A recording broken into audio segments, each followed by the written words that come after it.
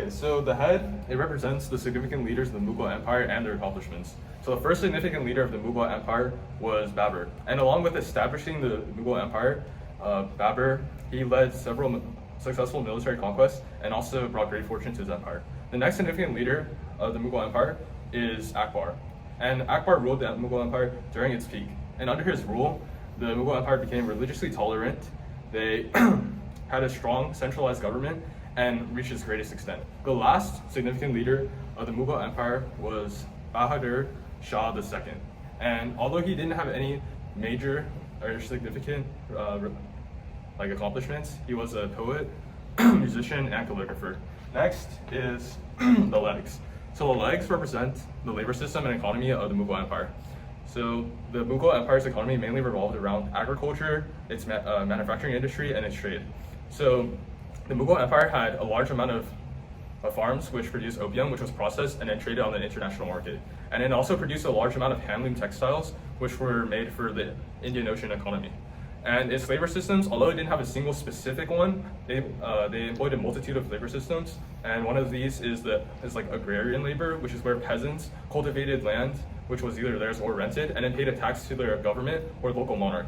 So finally, we have the ribs, which represents societal hierarchies within the Mughal Empire. So the upper class is composed of kings, nobles, high mansabdars, and landlords. And next, there is the middle class, which is composed of merchants, traders, and low-level government officials. Finally, you have the lower class, which is composed of artisans, farmers, and also laborers.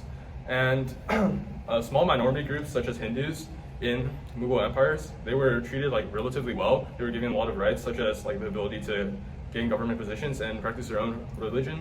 And then women, finally, under Mughal Empire, they were granted a lot of privileges, such as inheritance and education rights. Okay, so next is going to be the pen, which the pen represents the literature, art, and architecture of the Mughal Empire. Of the most important pieces of literature is the memoir of Babur, which provides historians with information of what happened during the time of the Mughal's empire, and it was also a growing point of literacy to nearby civilians in that area.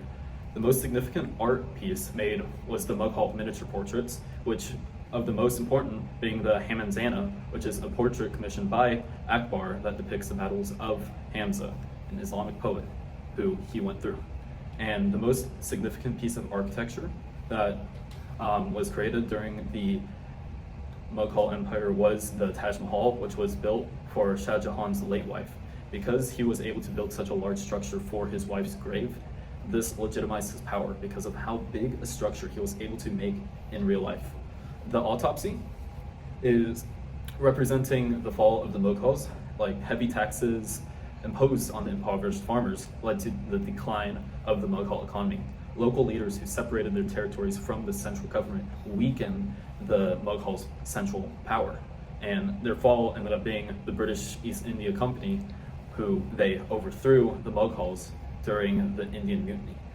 And finally, the feet represent the trade routes of the Mughal Empire. The two most important trade routes used by the Mughals include the Silk Road and the spice routes. And the spice routes are otherwise known as the maritime Silk Roads. The Silk Road was a trade route that connected China with the Middle East and Europe, and traded goods such as porcelain, spices, and tea. The spice roads connected the Indian subcontinent with South Asia, the Middle East, and Europe. They traded spices like cassia from China and cinnamon from Sri Lanka, and other goods such as gemstones and porcelains during the spice routes. The right hand represents the technological advances of the Mughal Empire. One of the most significant technological advances of the Mughal Empire was the style of the architecture. Through blending various regional influences, it made for famous structures such as the Taj Mahal and the Red Fort.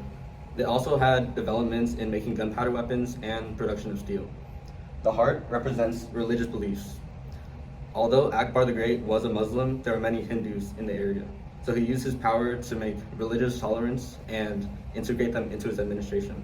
This resulted in the Hindu Rajputs holding high ranks in the Mughal Empire, and he also abolished discriminatory taxes against the Hindus. The left hand is representing the political structure. The Mughal Empire is known for its strong centralized administration with an emperor. He dispensed civil administration within the army, and it was also a bureaucracy, so they had much more loyal and less corrupt members in the administration.